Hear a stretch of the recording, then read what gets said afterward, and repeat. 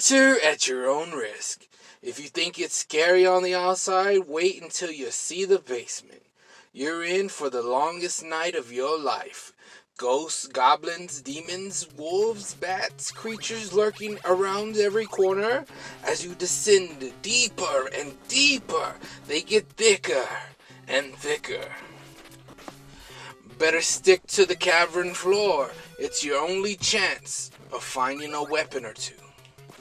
You're gonna need it, because when you finally meet the Count, you'll know he'll be going for the jugular.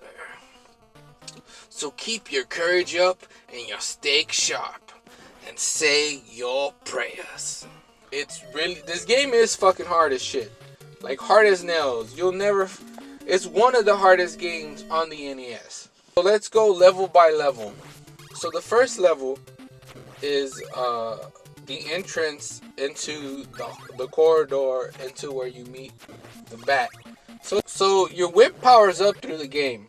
You start off with your spaghetti noodle whip, then you go ahead and get your chain whip, and then you get your chain whip that has a little spike thing at the end, it's a longer chain whip. And that's pretty much how it works until you die. Then you start off with spaghetti noodle again. Simon out here whipping everything and anything. He sees you moving, you're getting whipped. Simon out here whipping it good. When a problem comes along, you must whip it. When there's a battle up on wall, you must whip it. Crack that whip. When that bat is on the wall, you must whip it. When that zombie's on the wall, you must whip it. It's pretty straightforward. You kind of just whip candles, get hearts, fill up your ammo, try to get a sub-weapon before you fight the boss. And the best way to beat the boss is if you get the axe. You gotta find the axe. So if you find a number or Roman numeral icon, just grab it while you have the sub-weapon and it duplicates it, allowing you to throw it once, twice, 3 times. So if you were able to get a second one, to have the axe, you can kind of chain the axes together. Then you got here fucking Iago from Aladdin. Then you got the giant bat out my fucking attic. Then you got this rabies infested ass bat here to kill the bat. There's also other ways to kill the bat, like there's a glitch on the stairs that I'm not even able to do because it's pixel perfect timing. So that's stage 1. You go to stage 2, which is kind of like a longer stretch of hallway. Like, you're already inside the castle and now you're kind of making your way up, and you're gonna start to see Medusa Heads here. And these Medusa Heads could be a real trick here. These Medusa Heads are gonna be the the epitome of all evil. Medusa, dude, I don't know what the hell they were thinking here. Medusa is wild, running wild, like crazy wild. So you actually fight the boss is a Medusa Head, like the bigger Medusa Head. So then you got Medusa Head out here. Yeah, me and her dated. You can quickly dispatch it with, if you have the cross, if you have multiple crosses, you can just spam the crosses. Or if you picked up the holy water, you can just use the holy water to get rid of it. Either or, the Medusa Head's pretty easily getting rid of. So the next level, I like to think of this as when the actual game starts, because the first 2 levels are kind of like showing you and preparing you for what's to come. Because this level actually ramps up in difficulty. And it's only because of these birds. These birds are fucking just evil, man. They just knock you back into everything. And a first time playthrough here, you're gonna hate these birds. These birds will kill you multiple times. I'm pretty sure. And if not, you're probably just good, man. You know, just get good. These birds will knock you over constantly through the playthrough, at least in this section, going up and then going across a bridge into where you fight the mummies. These mummies out here acting like they scared. Mummies alive. Mummies alive! Mummy Brothers. Pretty easy. There's a way to cheese the mummies, or you can just go head on.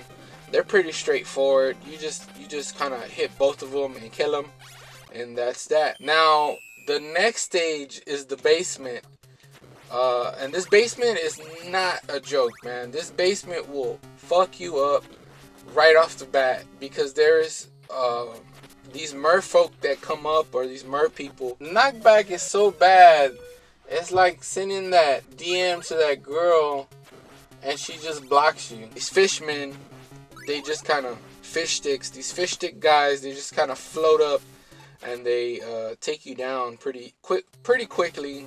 They have a lot of knockback. Everything in this game does knockback, so you got to get used to it. So you go across this floating platform that goes across the river or this water, because you're in the basement. Dracula has a fucking 100-year-old leak that he's never fixed. You know, it's just down there, and these mer people have evolved into a society where they think, and you know, they have political parties and all that. Nah, but they are pretty tough. So once you kind of get past them, you go up the stairs, and then you're on this long stretch. Come to think of it, man, there's a lot of long stretches in this game. But I mean, it's from 1986, so Simon has to get medieval on that ass. Long stretch has eagles and fleamen that fly from the sky. They come down, they're raining blood from the sky. Tom Araya must be back there throwing them or something. You just need to get across them to this door where a bone skeleton hangs from there, and it won't let you pass. But if you are fast enough, you can just walk right past it. And then you get to the other two bone skeletons, and those you will have to destroy and get rid of, but they're a lot easier once you kind of know what they do.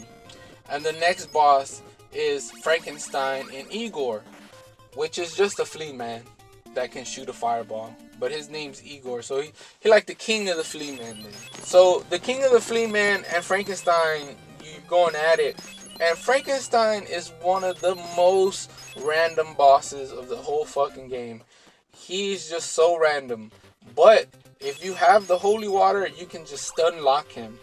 And this stun lock, you'll see for the next couple of bosses that this is the way to beat them. So once you beat Frankenstein, you move on into Death's stage, which I like. This is my favorite stage of the whole game, and it's really because of the music. It's pretty much a banger, I think. It's one of the best songs. This one and Wicked Child, which is like, I think, the third stage with the mummies. Those two songs are probably the best. This whole soundtrack is actually really good. So you go through Death stage, and now I didn't mention before, but the health ratio works. In stage 1, you get hit 2 points of health for every hit, and then it just kind of doubles every stage you go through and get to, or really every block you get through. Like, so after every boss, the damage is dealt higher. Go through the stage. Death stage is pretty straightforward. You just don't get hit.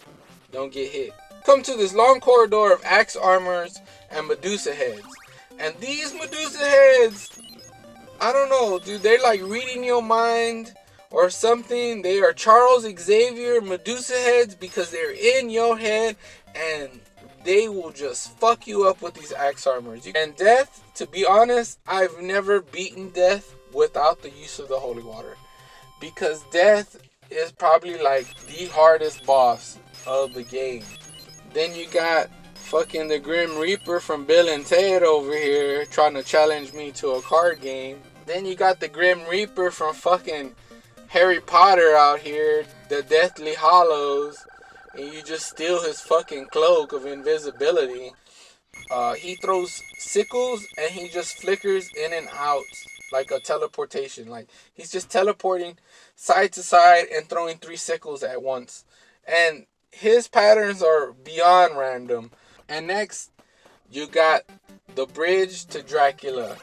Well, really to the clock tower, and then clock tower to Dracula's room. This long bridge here is pretty simple, and then it's not simple only because the bats that you fought as boss 1 are just normal enemies here. Getting through this part is pretty simple. Just avoid smack. I usually smack a couple bats here and there and then avoid them and just keep walking.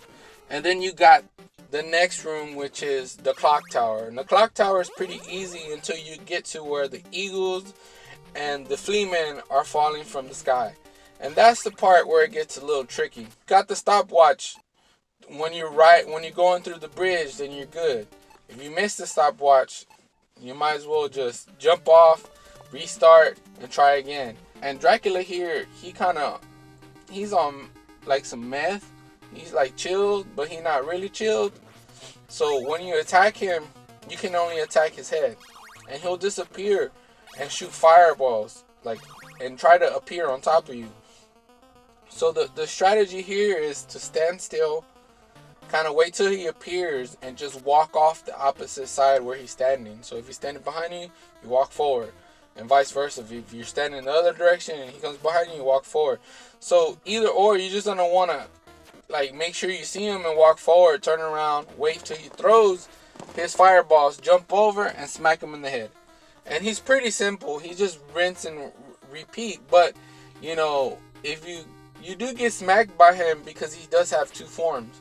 If you can figure out his pattern in his first form and not get hit, it's better for his second form, because then he turns into some type of crazy fucking werewolf, cookie monster looking ass motherfucker, and he just unloading. He be jumping crazy, be shooting fireballs at you. And this is where you stun lock him here with the holy water. You stun lock him and you just whip him in the head, and hopefully you got this rhythm down to where you can stun lock and hit him in the head. And then from there, you pretty much beat the game. After this, he is the last boss. So Simon decided to go medieval on Dracula's ass. On that ass. I really do like the end credits because they're funny. They're just like parodies of the actual people that are in horror. I really like this game. It's very enjoyable. Casual players might not like this. But it is a product of its age. It is a product of its time.